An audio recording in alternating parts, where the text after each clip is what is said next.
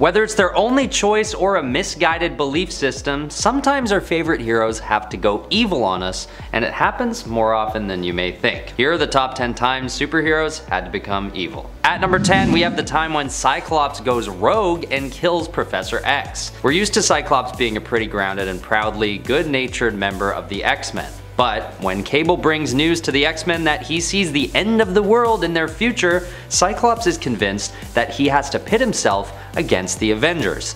There is a huge debate online about whether or not Cyclops is in the wrong in Avengers vs. X-Men, so in some people's minds, he doesn't actually go evil during this storyline. However, considering he's normally aligned with the Avengers, this is a moment where Cyclops' allegiances change, and many of the good guys see it as a turn to the dark side. And later on in this storyline, Phoenix Force takes over Cyclops and he kills Professor X, which is a pretty clear act of evil, but I digress, it's the Phoenix Force. That's just what it does. At number 9 is when Angel goes evil. Angel was always my favorite of the X-Men, and he doesn't get brought up too often on this channel. So, here we are. Everything starts going downhill for Warren Worthington when his wings are amputated in an attempt to save his life. When this happens, Angel goes into a deep depression, having lost his primary source of power, flight. But good thing he's got a jet, so he takes off to try and feel that sweet, sweet air once more. But of course, he can't even have that. The jet is sabotaged by Cameron Hodge and it explodes. Everyone thinks Angel dies here, but he's actually teleported away and saved by Apocalypse. This is where he goes bad. And yes, it's because he's brainwashed, sort of, but it could also be argued that Angel had a lot of anger built up that made him susceptible to this transformation, due to the whole wings clipping thing. Either way, DM me and let me know if you agree or not. At number 8, we've got Reed Richards turning into the Maker. This turn to the dark side takes place in the Ultimate Universe, where the superheroes are sort of more serious, gritty versions of themselves. And when Reed proposes to Sue Storm and is rejected, he gets pretty close to the edge. But when Kang comes from the future and tells Reed that he's the only one who can save the Ultimate Universe, he makes it his duty to do some pretty nasty stuff, including killing his own family and faking his own death. And when the heroes catch on to this, they naturally take him out by throwing him into the negative zone. But when the Ultimates, the Avengers of this universe, realize the prophecy is true, they turn to Reed to save the universe. And, spoiler alert, they find out that it wasn't Reed, but Reed and Sue's son Franklin who would have to be the key to saving the universe.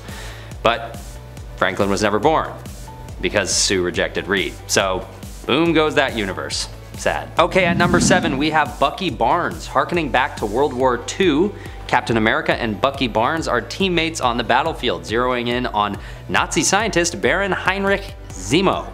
But they're knocked unconscious in a battle with Zemo, and they're awakened just in time to try and catch up to a stolen ally plane that's taking off.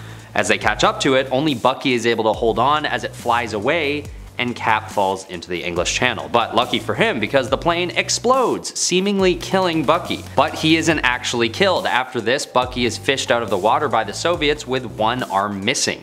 He's indoctrinated to hate the West and turned into the Winter Soldier.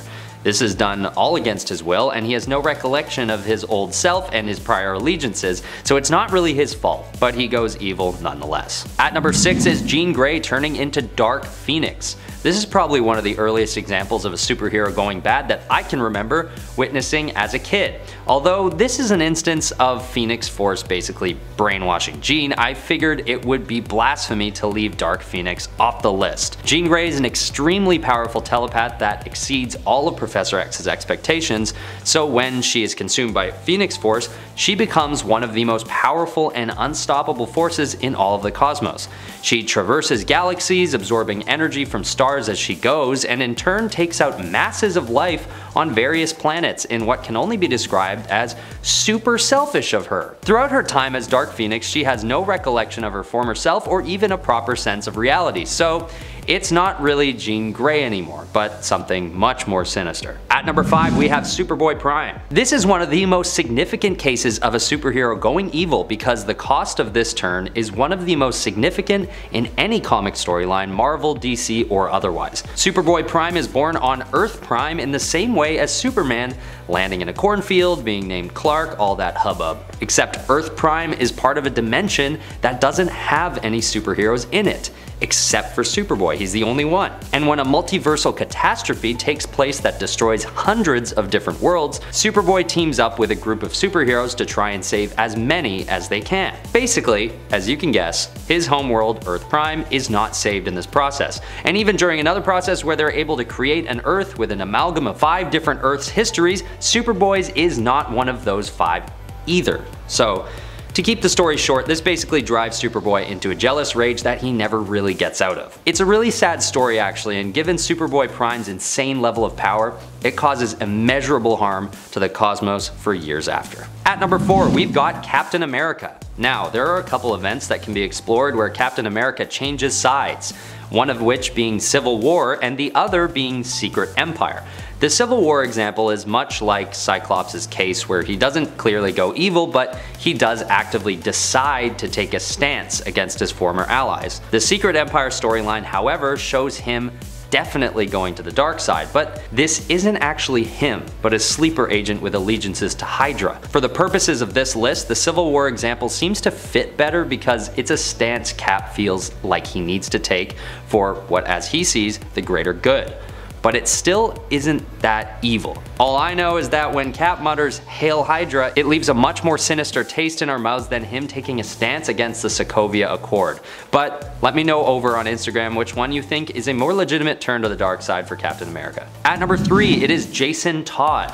This is a classic tale of betrayal from the world of DC Comics. Jason Todd is introduced as Robin to Batman and spends years by his side. But during one fateful encounter with the Joker, Jason is captured and held in a warehouse where he is beaten with a crowbar until he's near death. Jason and his own mother blown up in a massive explosion at the hand of Joker. This Robin is basically presumed dead. Then, years later, when a mysterious character donning the moniker of Red Hood comes around, Batman and others soon learn that it is in fact, yes, Jason Todd, but he's not quite himself. Now in the retcon storyline, it's explained that Jason is found by Talia al Ghul and revived in the Lazarus Pit, leaving him in a coma for a year or so and his memory wiped. But he does hold on to a resentment that he was left behind by his former partner Batman and replaced without too much concern, and without any revenge being taken against the Joker. So there's something here that is often argued as being part of Jason Todd's motivation to become Red Hood and turn against Batman. Alright, at number 2 we have Scarlet Witch. First introduced as what appears to be a villain, Scarlet Witch is revealed to actually be good, and she joins the Avengers. Even though she does become one of the most powerful of the group, it may have been a mistake for her new allies to trust her perceived goodness so openly. It's not that she was faking it, but considering what ends up taking place, it could be argued that there was a decent amount of evil hiding right underneath the surface. During the event Avengers Disassembled, Wanda loses all her cool when she learns that her 2 sons are parts of the Devil's Soul. This, naturally, enrages her and she takes it out on the Avengers. And she doesn't pull her punches either, actually killing Hawkeye, Vision, and Scott Lang. Finally, at number 1, we have the one we all know, Superman's turn to evil in the Injustice storyline. This is a pretty popular event and very significant as well, involving such a powerful hero as Superman, so I figured it needed to be put at number 1. For those who don't know, this turn that Superman takes is a result of him being tricked into killing Lois Lane and destroying all of Metropolis with a nuclear bomb. Yikes. It's Joker's final trick, and it's a doozy because it is enough to turn Superman against his own philosophies and resort to killing as a means of justice.